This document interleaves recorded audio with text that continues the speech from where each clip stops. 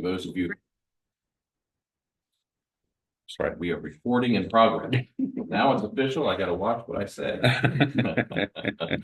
For those of you who weren't here this morning or maybe couldn't hear online, I am Andy Steit. We are missionaries raising our support to go to Peru. I pastored in Southeast Indiana for the last 25 years, and we are working now to transition in our ministry to a teaching ministry in the mountains of southern Peru. And I'm going to be sharing a little bit about that ministry as we go. But to get things started, let's start with the Bible and turn to Matthew 28. I am a missionary, so I'm going to use a missionary text today, a common one. But I want to draw a few things off of that, and really this is in the pattern of our topic for the day. We learned this morning from Hebrews chapter 12 that we are to run the race that's set before us. That's the life that we live between the time of our salvation to the time of our return to be home with Jesus. We have a life to live. It's described as a race, and we are to run it with patience or endurance, the way that Jesus came and endured, and also are to endure in this race. And we're given some helps in that passage on how to do that, the greatest of which says we are to run the race that's set before us looking unto Jesus. Jesus is the center, the focal point of all that we do. And with that framework in mind, I want us to look at Matthew 28. We understand this to be the Great Commission, many call these verses. This is where Jesus is telling his disciples that he is leaving, and here is what he wants them to go and do. And so I want to take that and really, really drive home a point here. And to do that, we're going to do it again, just like we did this morning. I'm going to read the text. I'm going to share a couple things, and the girls are going to come up. Their song is going to help us to focus on this a little bit. Then I'm going to share some things about our ministry, walk through this text on the things I want to share, and then open things up to give you the opportunity to interact with us on our ministry, ask questions, or, we can stand awkwardly silent for a few minutes. That's fine too. But that happens sometimes, but we'll go that direction. So turn to Matthew 28. If you're in Matthew 28, just the last few verses there, beginning in verse number 18. And Jesus came and spake unto them, saying, all power is given unto me in heaven and in earth.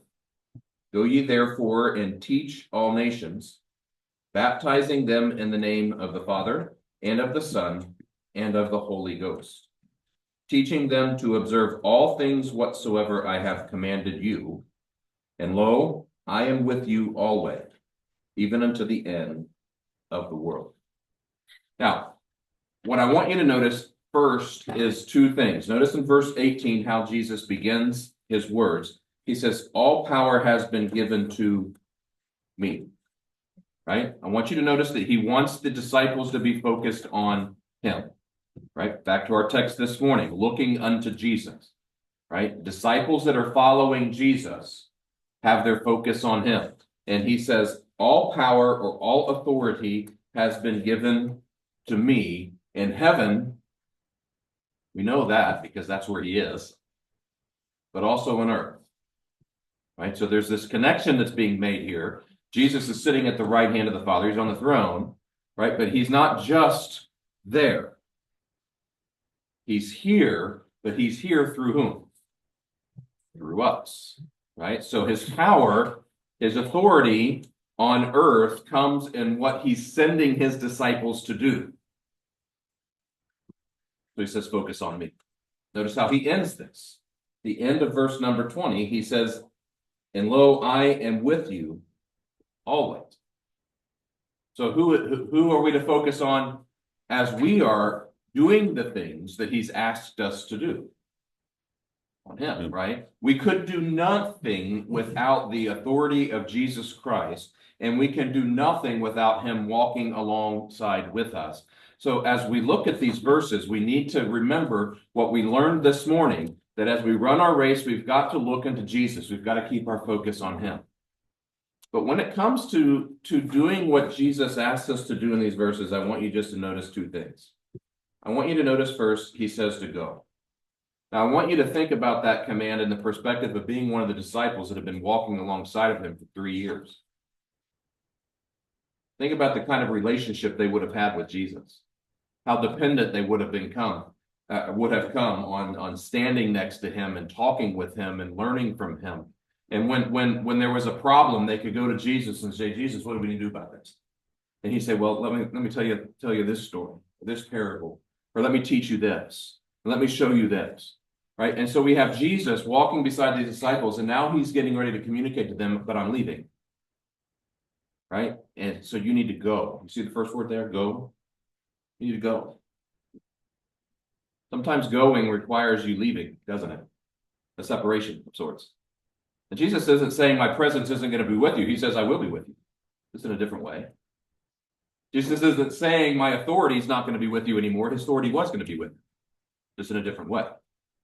But there was a going that was taking place here.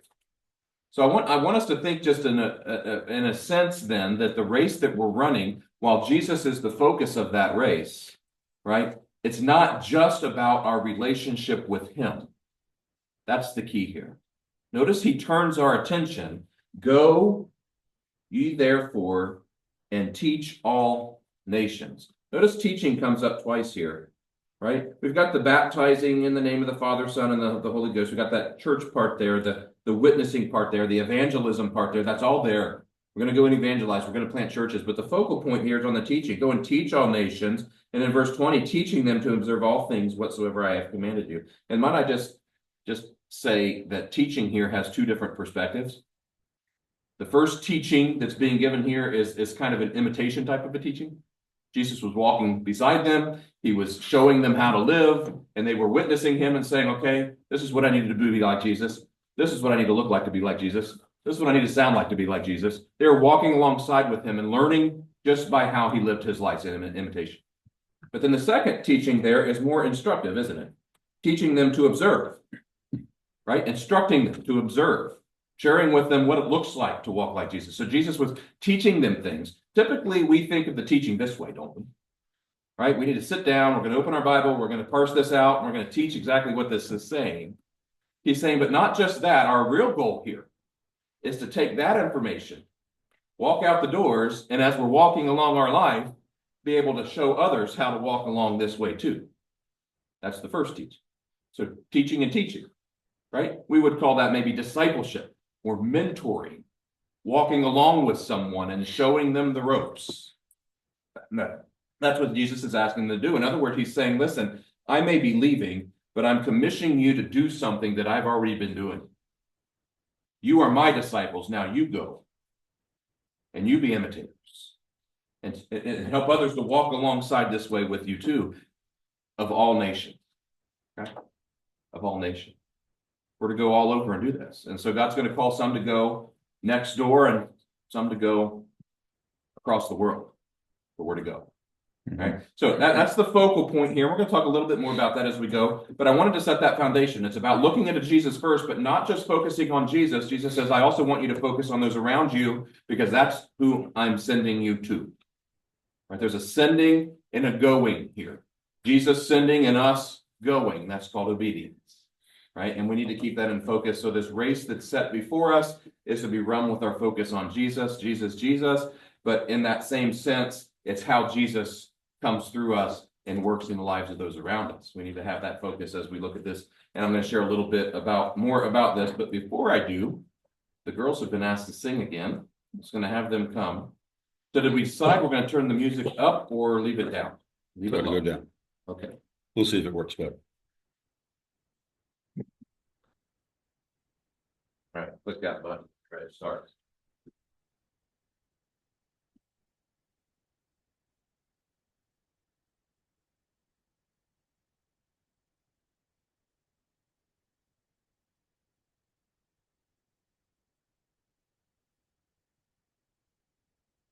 Gift of Christ is Jesus, my Redeemer. There is no more for heaven now to give. He is my joy, my righteousness and freedom, my steadfast love, my deep and boundless peace. To this I hold, my hope is only Jesus. For my life is wholly bound strange and divine, I can sing. All is mine, yet not I, but through Christ in me.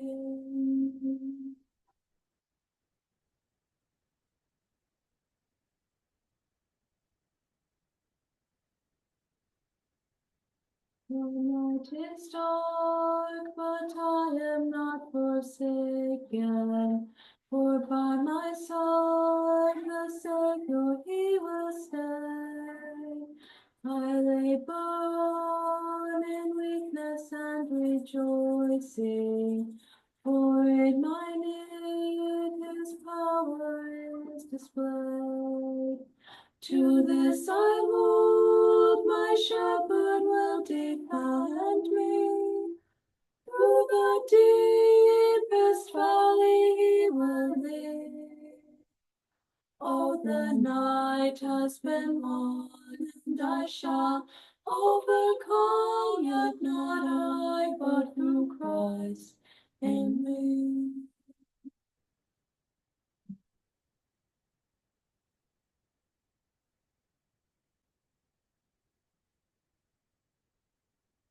Oh, did I dream? Future sure, the price it has been paid. For Jesus bled and suffered for my pardon, and He was raised to overthrow the grave. To this I would, my sin has been defeated. Jesus now and ever is my plea. Oh, the chains are released, I can sing. I am free, yet not I, but through Christ in me.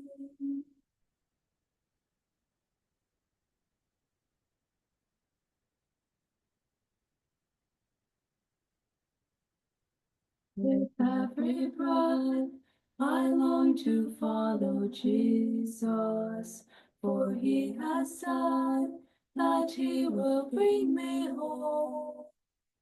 And day by day, I know He will renew until I stand with joy before the throne. To this I hold, only Jesus, all the glory evermore to Him. When the race is complete, still my lips shall repeat, yet not I, but through Christ in me.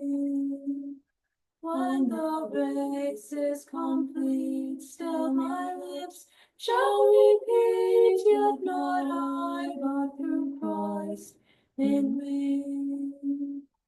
Yet not I, but through Christ in me.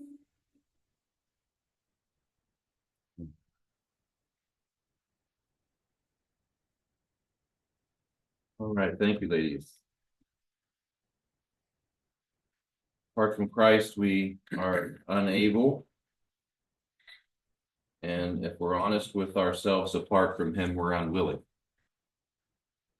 But because of what Christ has done for us, we're able to come to a place where He not only can love us, we know He does that, but He can save us. For many of us, He has done that. But He can also use us. That's really what I want to focus on as we kind of go through things tonight. You have the slides up behind me. It looks like they are. If you go to the first slide, I want to share a little bit about our ministry in Peru, which is a teaching ministry, which is why I started in Matthew 28. When I say the ministry that we are involved in Peru is a teaching ministry, I mean it in both senses that I mentioned earlier. We're not just a ministry in which we are teaching information to students. We are doing that.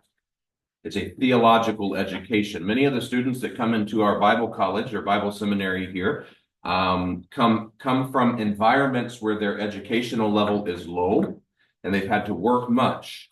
along the way. And so many of the students have a desire, they've come to Christ, they have a desire to serve in the church environment in some way.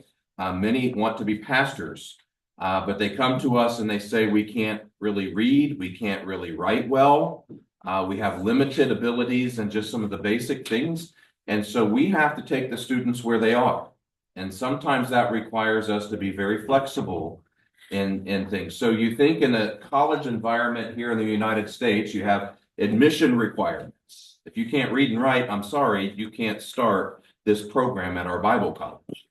We don't do that. If you have a desire to be a pastor, we're here to help you get there. That's our philosophy. And so we have A programs and B programs. Some of our B programs require us to start with classes on how to read, how to write, how to present yourself, and those sorts of things. Many of these folks don't even have basic living skills, and we have to begin to work on some of those. So this is a broad scope. The goal is to take folks as they come in and train them over a 4-year period to be capable and competent to teach to serve in a pastoral role in their churches. Half of the churches we met in Peru had no pastors. We learned that many of the churches in Peru have an average tenure of pastor of about 1 year, some even less. Young men come in with excitement, take over, and they don't know what to do when they run into the first obstacle, and so they bail. They might bail because they just don't know what to do. They might fall off in moral situations because they've not been taught or discipled that certain things are inappropriate to be done. And so we have to start on a very basic level and help these young men come into this situation. And so that's the goal of ministry here. It's not just to teach them information, but to teach and mentor and develop them along the way. And the way we accomplish this is we bring them in for 4 years, 5 days a week. They're in classes and they're being taught and instructed in a classroom environment. Then on Fridays, they leave the college and we connect them with a church in the area that has a seasoned pastor. And they serve in the church under a pastor. They see what it looks like to be in the ministry. They're giving tasks in the ministry and they have to go through those on a weekend basis. Then they come back and we walk through with them. Okay, what did you learn? What did you experience that was different? And we begin to walk through them along these ways. And we are hopeful, and we have found that it's a pretty good model for actually developing and giving them real ministry experience along with the education. And so you'll see as I go through some of these slides, some of the things that we're doing. Remember where these young men and young ladies have started and where they get to as I go through some of these slides. So if you advance to the next slide and past it to the next slide and past it to the next slide, because I've already talked about some of these, ooh, this may not be the right program. Keep going. Let me see where we're at. Go one more. One more. Yeah, this was this morning's. You're running this morning's. You're running 1, not 2. Okay, that awkward silence that I was talking about. It's time for that. I'm going to keep talking while you bring that up, or do you even have it? I'm not sure I've got it. I downloaded the first one, or I downloaded the one you gave me, I thought. Want to try it again, or should we just go without slides? Slides are important for some of the things I'm going to say. Let me have your, yeah.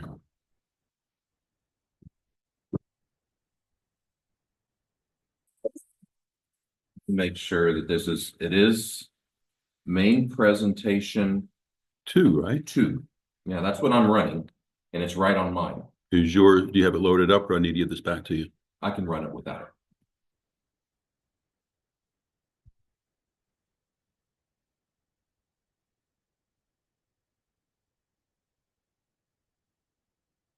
Tell you what we'll do. We're just I've go out got of it. order. I've got it. You've got Which slide do you want it on? it. Church planning slide.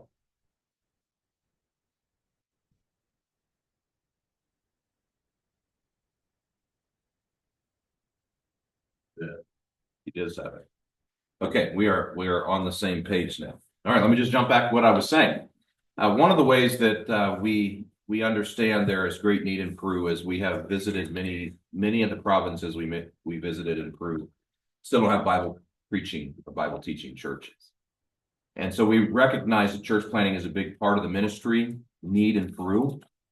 What we disagree with some on is how to go about planting churches. We met about 50 churches in the time that we were in Peru. That was about a 2-week period, 3-week period. And we understand that there are about 500 good gospel preaching churches that we know of, and probably more. And many of these are Peruvian run, Peruvian led, and they are very capable of engaging in church planting, and they need to be encouraged to do so. So our goal is to work with the Peruvians who have a desire to do that. This church plant is in the Moqui province, I'm sorry, in the northern city of Trujillo. I can't say that right yet, but I'll get it. So we visited this church plant when we were in Peru. It was meeting in the upper room of a widow's home. And so 2 churches had come together and decided we're going to make a church plant in Moqui because there are no churches there now.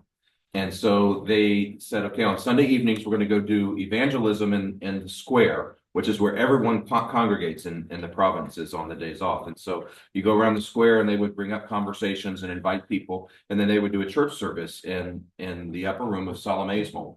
And we got to visit that. And so we went up and they rearranged the chairs because it can only fit about 30, 35 people in there. And we brought 9, so we really kind of packed the place, and you can see some of the folks there. You see my son, Zachariah, in the picture there. They did some music with the young men that had come to help out with this. This ministry since then has been able to do a couple of things. One, they've put up a building, which is very important.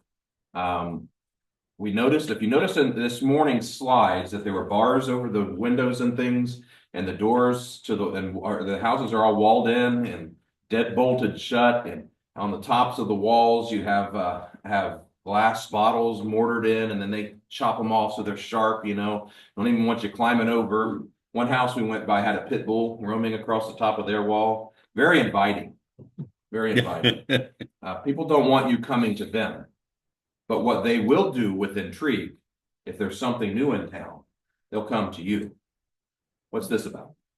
So once you put up a building, people will show up and they want to hear what you have to say. And so this ministry knew that, and they were able to get a building put up. And so there was a man that was, this is just kind of a few testimonies tonight, if that's okay. The fellow was saved years ago as a part of one of our missionaries in the Gulf district. And he is a real estate developer. So he bought some property and he put a closed gated community in there and built it all up. But he saved the very front lot. And he says, there's no church here. I'm going to save that lot for a church. And so he gave him the property and said, you put your church here. And they said, well, thank you. We don't have the funds for that, but we'll just hold that for us. When we raise the funds, we'll put our church there. And so he said, well, what are you exactly trying to do? So they shared with them the vision of this church. He said, okay. He says, I like what you're trying to do. He says, I'll tell you what, I'll give you the property and I'll build your first 2 floors of the building. And so he just put it up. When we were there in 2023, the pillars were going up, the concrete was being poured. They're now in their building. And this church is beginning to grow. And so church planting is a big part of the heart behind what we intend to do. We realize that's still a need there. Our latest church plant in the southern region is Maras, near the salt mines. If you're familiar with the Incan traditions, they hewn out areas or where the water would run in, the mineral water would run in, and the sun would evaporate the water out of that. And then they would mine the salt. Some of the best salt in the world comes from the Maras salt mines. And they're still operational today. Twice, our agency has tried to plant a church here with American missionaries. And the second time, they didn't just run them out of town. They ran them out by throwing rocks at them. Does that sound biblical? Yeah. This time, though, we have a different strategy. So we purchased this building. You can see it in the slide behind us. If you go to the next slide, I forgot to tell you to do that. Should be a blue building-ish thing there. Yeah. We've purchased this building and we've remodeled it, and we're beginning to host some community activities in it, like VBS and just ministry activities, but not church yet. And we're working with some of the students at the Bible College who have a desire to plant churches. And we're going to bring one of them in to be the lead church planter of this, a Peruvian, to come in and plant this church. And so far, this has been working very well. So pray about this ministry in Maras, near the salt mines, as we work on this. When we get to Peru, this will very likely be our first effort of getting a church established in this area. We'll be involved in this in some way. But people ask, are you going to be church planting? And I say not directly, but indirectly we are church planting because we're instructing and training those who have a desire to do it. And we feel like it's more productive for us to train 10 young men to go plant 10 churches than for us to spend our energies to plant one. And so that's our goal. So do we have church planting in mind? Certainly we do. That's part of what we do, and that's part of what we will be involved in when we get to Peru. You go to the next slide. Another main goal that we have is to strengthen the existing churches and to serve them. This is a picture, I think, make sure we're on the same slide here. This is a picture of a church in the east of Urubamba, and we will be working with them and some other churches in the area. Specifically, if you see in this picture, I'm standing next to Pastor Saul. Notice the stature difference between he and I. You'll see in the next picture. So you guys are in some nice padded chairs. Those are pretty nice, aren't they? Don't go to the next picture yet. Sorry. We'll get there. But when you see it, you'll see their chairs that they sit in. So they had pews, which were just boards with wet metal brackets, like rough cut lumber front and back, and that's what you sat on. So you'll see some of those pews, but you also see the new modern chairs that they have, which are just white plastic lawn chairs. That's what they bring out and set up for church. And in the building that you'll see this in is just a lean-to, which is in a courtyard between houses. That's all it is. And they get 200 people packed in there with all these chairs and things on a Sunday morning. And so they have these white chairs, but when we showed up, they ran to the closets and they had to get wider chairs because we couldn't fit in their little narrow chairs because of that. You see Pastor Saul kind of gives away why. We really we seemed like giants to them when we were there. And I'm one of the smaller of the missionaries we'll be working with.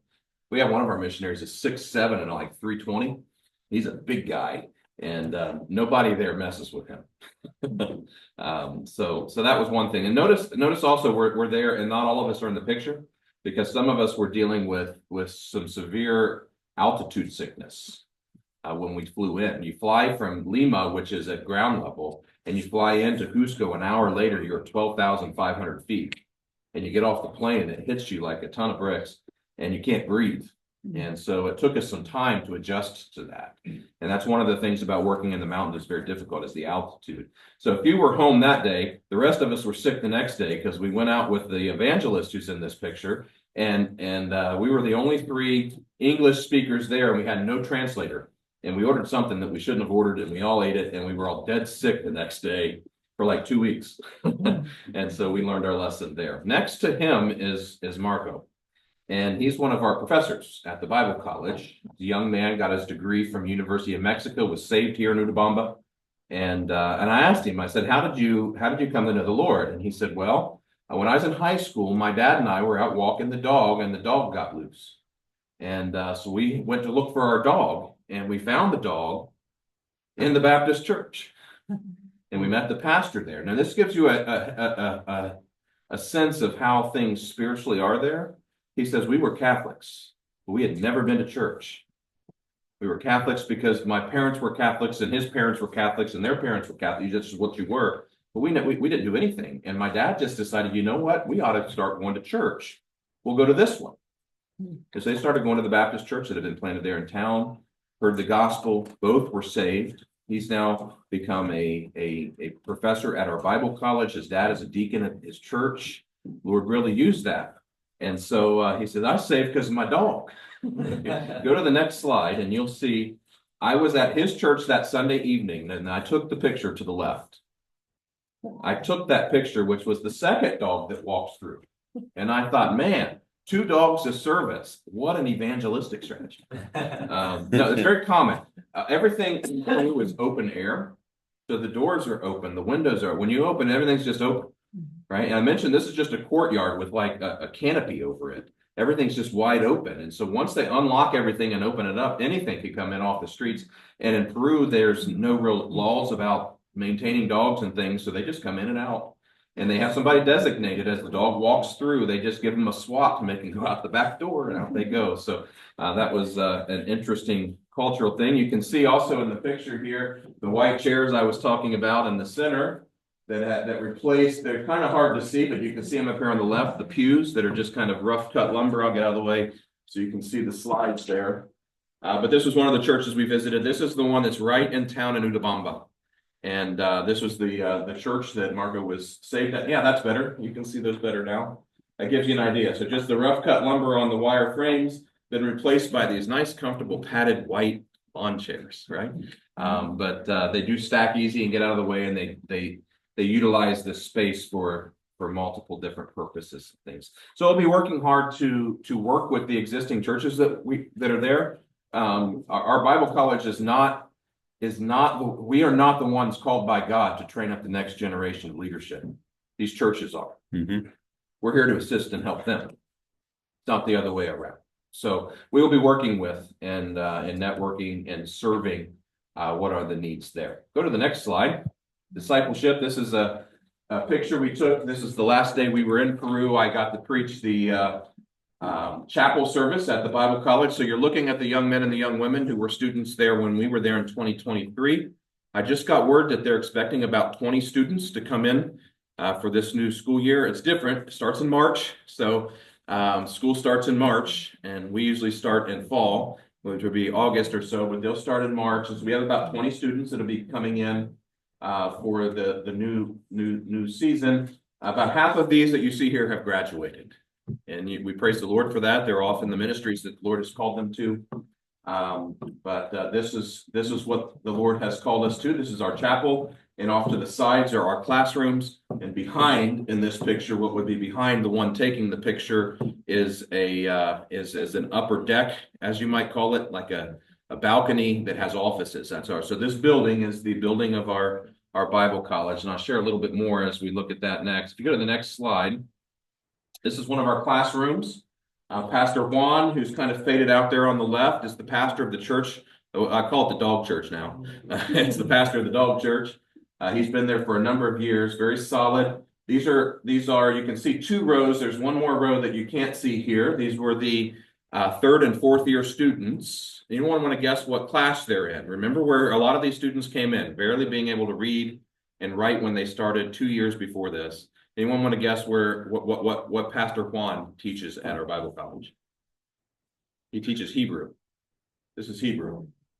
And I'll be honest with you, he was teaching stuff that I didn't recognize and know. These guys have come a long way. They work very hard. They have a desire to learn and to know. And the Lord has blessed us with folks to be able to come in and do this. So the Peruvians are very capable of teaching at this level. We just provide, in a sense, the organization to do it. And so we're excited about that. So there is theological education to this, as well as the mentoring side of this as well. Go to the next, worldview. This is a creation museum. I guess it's the best way to describe this. It's called the Foundations Museum. They're on our campus. And so this has been built because many of the missionaries over the years have collected fossils and things like that, and they have compiled them there, and they walk through the history of Peru from a biblical perspective. Right? How did the gospel get there? How did the Bible get there? How did the Catholics get there? How did this mixing of Catholicism and so they just walk through all of how that all happened, and then at the end it brings you to a understanding of why the gospel is different than some of these other things. So there we are at the Creation Museum. We got to walk through that while we were there. This is a new ministry for us, so we're excited about the potential of this. A lot of the Christian schools are coming and bringing their students through the museum, but we're also getting some public school opportunities because every class, every age group in the public school system in Peru is required to have a religion class, which traditionally has been taught by a Catholic priest. Except there are fewer Catholic priests, so they're having a hard time filling all those spots. And they're like, well, there's a pastor, we'll ask him to do it. And so they're asking us to send folks to come and do the teaching in the public school. Well, what do you want us to teach? Religion. That's the extent of it. So wide open door there. So we are having some of the public schools find interest in coming here because some of the pastors are beginning to teach those courses in the public schools. So it's been great to see the Lord opening doors, ripe for harvest in Peru, ripe for harvest in that way. If you go to the next slide, this is a fun slide. Christy and I celebrated our 25th anniversary, wedding anniversary while we were in Peru. And so we got one of their traditional celebratory meals. You can see it there. It's called cuy. Does anybody know what that is before I ask, except for you who ate it? Anybody know what he is eating, what the girls are eating there? It is guinea pig. They eat guinea pig. And that's what they're eating. Mine was the one in the middle there. We call that steak. It's actually alpaca steak. And so I didn't know you ate alpaca, but they did serve that and it was okay. That was kind of tough meat, really. But it was good. The girls had the cuy, so did Gabriel and Z. They eat that as kind of a celebratory thing, but it used to be a very common dish in the mountains. And we went to see some of the ruins and things, of course. Machu Picchu, this isn't Machu Picchu. We didn't go there. But we came to see ministry, not to see sites. So we didn't go to Machu Picchu or some of the others, but this one was close by. This is Ollantaytambo. And it was pretty spectacular in its own site, but the way the Incans were able to design things there. So that's just kind of a fun thing. People ask what they eat that's weird and funny. That's one of them that's there. If you go to the next slide, it shares a little bit about our path, our goals, shows you where we're going to be serving. I'm going to walk over here just a minute and point. So when I mentioned the northern region in Trujillo, that's here. And then where we will be is clear down here. Right, so a lot of miles away. This is all mountain. This is all desert. Very different cultures. This is urban. 1 million people live in Trujillo. Right, this is all rural. So we'll be in a more rural ministry. In Udabamba is just north of Cusco. That's where we will be. Go back to the slide before. Can you do that? This just shares a little bit about where we are. People ask a lot about this. So before I open for questions, I just want to give you just an update to maybe answer some of those ahead of time. I am in people ask about language, it's Spanish. I don't know Spanish yet.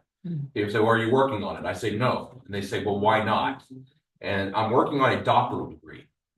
And until that's done, I'm not working on language. I tried that, didn't work. Okay, so I'm almost done. They want me to graduate May 9th, and we're hoping that will be the deadline for getting everything in. And then we'll jump right into that. So I'm hoping in spring to finish that. We have some training at our agency, Baptist and Missions. This summer, we'll do that. We're going to be selling our house in this spring. So we're preparing that. We have some updates that need to be done. We've got to move all our stuff out. That's a big deal. Actually, when I say move all our stuff, I just called my mom stuff. My mom and my dad have been living there. They're moving out. My son and my daughter-in-law living there. They're moving out. We got a lot of things to transfer the house. So pray about that for us. We're praying that we can reach 100% of our support by this summer. That's a doable goal, and we're praying that way. And then we got to raise some money for our outfit and passage to go to language training, which we hope to start language training in January of 2026 so that we can arrive at the beginning of 2027. That's our goals. Right, so that gives you an idea of what we're trying to do. And so with that, we'll do a few questions. Do we have some questions? Things you'd like to ask us about? Or what percent are you at right now? We are 75% now. And like I said, praying for 100 by this summer. And we have good reason to believe that we're on pace for that. But that's in the Lord's hand. We never ask anybody for anything. The Lord takes care of that. We just go do where he asks us to do and go where he asks us to go. How many churches? What's that? How many churches the churches get To get to right now, we have 27 churches. And so, yeah, that's but every church gives a little bit different. You know, have a different program. That's the way God designed it to be. You know, they get together, decide that. So some give less and some give more. It evens out. Yes. You just said Spanish, but I thought this morning you said a different word for a language. Quechua. I did. In the mountains. So everyone in Peru speaks Spanish. In the mountains, they've held on also to the traditional Incan language, which is Quechua. Yeah, so you're going to learn too then? Well, I don't need to learn to. Some of the missionaries do that are able to be there. The missionaries that know Quechua and Spanish have been there for 20 plus years. It's a big, because in the mountains, often they'll speak Spanish and Quechua at the same time. They'll go from one to the other. It's really hard to catch and pick up on. So when you listen to them doing that, you're like, man, but as you learn, you're able to do that. So we'll be able to communicate with everyone through Spanish. But if we really want to get to the heart language of those in the mountains, it'll be Quechua. One of the things that is happening right now, by the way, through Bibles International, is we have missionaries in Cusco now working on the Old Testament. We have a New Testament translation done in the Quechua language. Now we're getting the Old Testament and getting that out. So we're going to be distributing those into the mountains. So we're at least able to get the Word of God in their heart tongue. And but we won't work on two languages at the same time. We'll get Spanish first. Other questions? Would it be possible to use, like, I don't know, to have the translation now, where you get that? I don't know if they have that over there. Oh, like a Google Translate or something like that? Translate. To communicate some, we were able to use some of that while we were in Peru to, buy stuff at the store. But to teach at a theological level, no. So we'll get the language. We'll probably initially need a translator to help with some of that. Scripting our lessons and reading them until we get better at the language to make sure we get it right. There's one thing you don't want to get wrong, that is to teach somebody a wrong theology just because you got the language or the word wrong. So we've got to be very careful about that. You said you're working on a doctoral I am. degree. What's your dissertation you're going to be defending?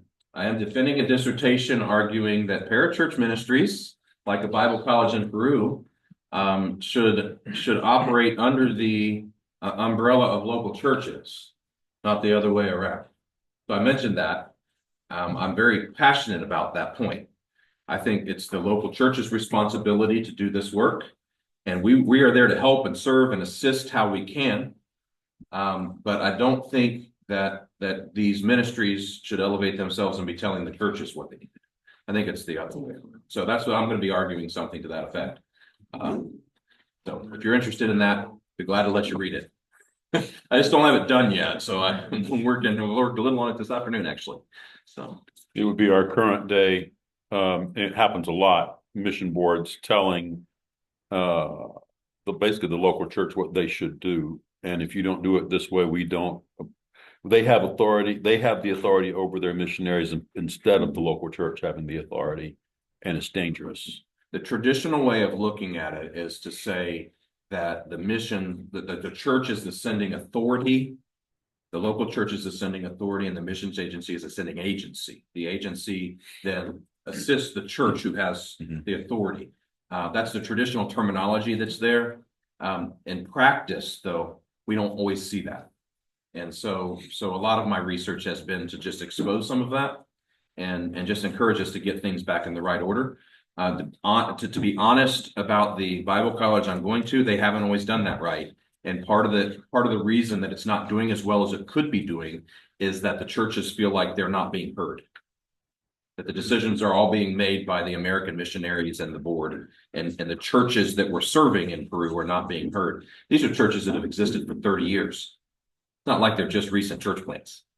All right. So we need to change that culture a little, and that's going to be part of the work I'm going to be doing. Yes. You had mentioned that you try to send your students out to work under the authority of a local church there. Right. Or, I mean, you said very rural. Are there enough churches? I think you said 20 students. Are there enough churches to handle that many that are good churches? Yeah, as many as 50 out there. They're small. Yeah. These are churches so we have churches that were planted by some of our missionaries that have planted 3, 4, 5 churches themselves. Very, very eager to get the gospel into the jungle regions at the base of the mountains. So there are churches there. They're just not enough yet. So are these like here where you got 3 churches in the same town? No. You got to understand Peru and the jungles. When I say, we may be a few miles away, but we're a few miles of death if you miss the road. You're hard to get to these places. Okay. So what they say, well, it's just 40 miles as the crow flies. It may take you 6 hours to get there. Right? Because you're going to drive this part, you're going to hike this part, you're going to walk this part, that's the kind of places that we're going. But then you find a pocket of people and they don't have the gospel. And so you're going to put church there. Right. So we have them, and these guys are willing to do that. They're willing to go out to these places and plug in. So currently we do. And, we encourage, first of all, if they're from one of those churches, that's the church they're going to go back to if there's a pastor to help them. But we do get students from Ecuador and some other places, Bolivia, that come in as well to our Bible college. So, they may have a church there, but they can't go back to that church every week. So we do plug them to different opportunities. Okay. Yes. You mentioned the church plant attempt was at Mara's, so there was some line, and it was a second attempt, and they'd been driven out. What caused the resistance to? It's a very so this morning in my presentation, I mentioned that form of Catholicism that's very rooted in the Incan traditions. Yeah. That community is very committed to that, and they don't want a church coming along and telling them that they're not getting it right. So as opposed to like other place where you said like in the town square, people will come and they'll want to hear about the new thing. Yeah. That would be a different. And there's a different culture there. It's a very rooted culture. And that's why it's been so hard to get a church planted there. And many places you run into these areas where it's like, yeah, we believe this is what we are. But you start really narrowing down to what they believe, they don't know because they don't go to church. These folks were very committed to it. And that's why they're so resistant to the gospel there. But we did a VBS in this building about a couple months ago. 100 kids showed up. They brought 100 kids out to this. So we know that we're seeing some interest. And so we're praying that the Lord will open doors to that to allow us to get a church started there. So is it just the whites, the Americans they run out, or is it Peruvians as well? We'll find out. We'll find out. Right now we have one single lady missionary and a couple Peruvians that are working the ministry activities. We'll see once we get there once we get a pastor assigned to that church for the plant, how he'll be received. We don't know. A lot to pray about there. You mentioned that interesting group, that cult. I'd never heard of. It looked like they were doing like kind of like an Israelite. Mm-hmm.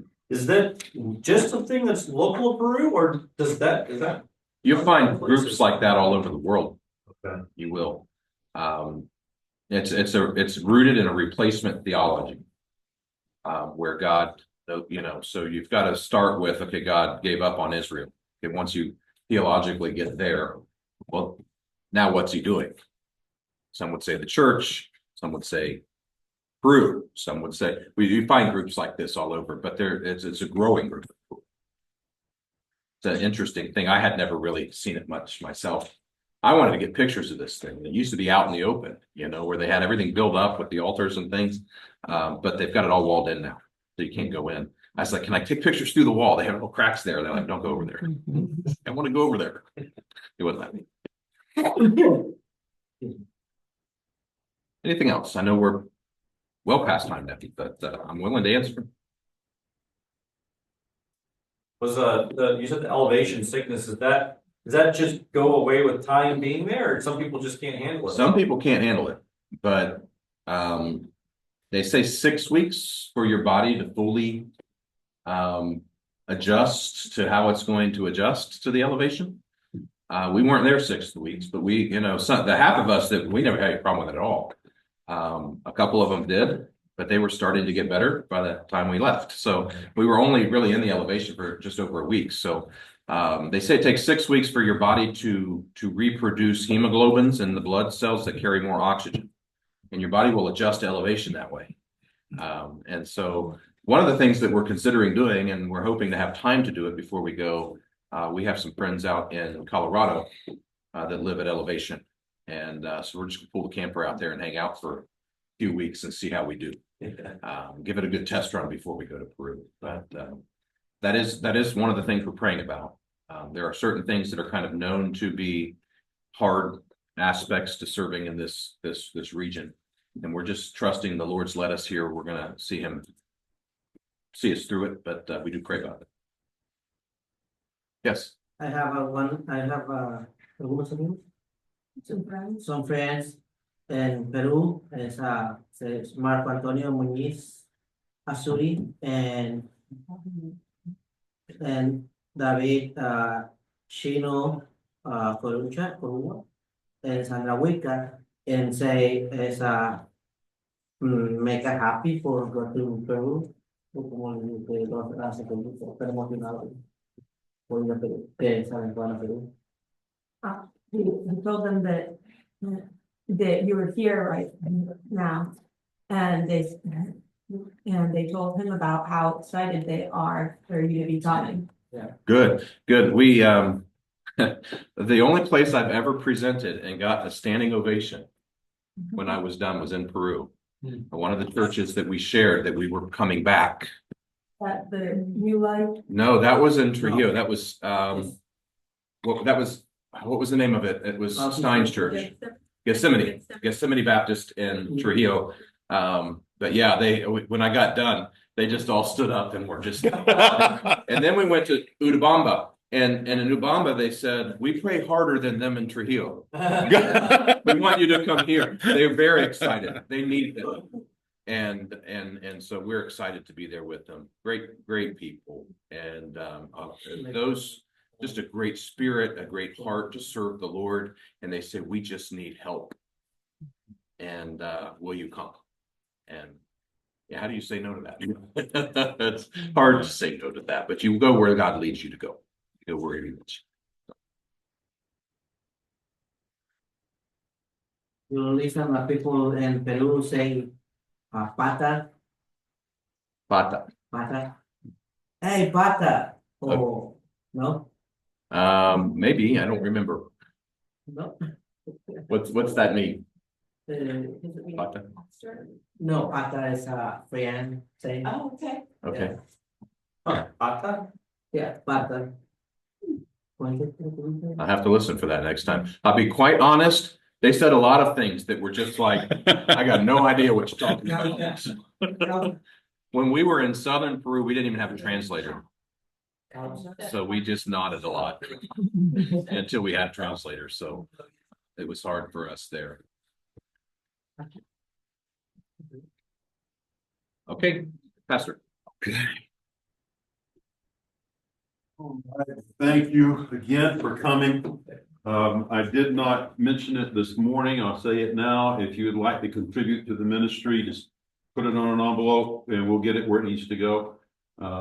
So everything you give will go to them. So, but anyways, thank you very much for being here. Pleasure to be here. And it was good to have you. I really appreciated the time getting to speak, how much in common there was, the philosophy wise. There's a Joanna, can you get these back on for me, please? I feel like I'm in a cave. This is awful. So there, I'm out of the cave. Okay. Yeah, it's just a passion for discipleship, a passion for seeing people heavily involved in the local churches and in people's lives. And it was that was very much a summary, but it's been a blessing. So thank you for being there. Okay, well, let's have a word of prayer and we'll be dismissed. Father, I thank you for your goodness. Lord, thank you for loving us, for being faithful to us. God, help us to be desiring and intentionally striving to serve and to please you. Pray that you would just help us to walk worthy of you. Lord, help us as we leave here tonight. I ask for your protection. I ask that you would just give us a week in which we would be able to see you working in and through us. Use us in some way during this week to bring glory to you. Continue to work in our church and as grow it as you see fit. Help us to be faithful. Thank you again, Lord, for your love to us in Jesus' name. Amen. I say one quick thing that I just forgot, just that we have if you're interested in getting updates about these things, where we're at and how we're coming along with them, we send updates via emails. So if you have an email you'd like for that, there's a sheet over here that you can sign. And then there are prayer cards here too. We call them prayer cards for a reason. If you take one of those, please take one, but put it somewhere to remind you to pray for us. More than all of this stuff, we have learned in this process over the last 3 years that we are nowhere without prayer and help and support of those that have been with us. So take one of those, but please do pray for us if you do that. So sorry, Amen. thank you.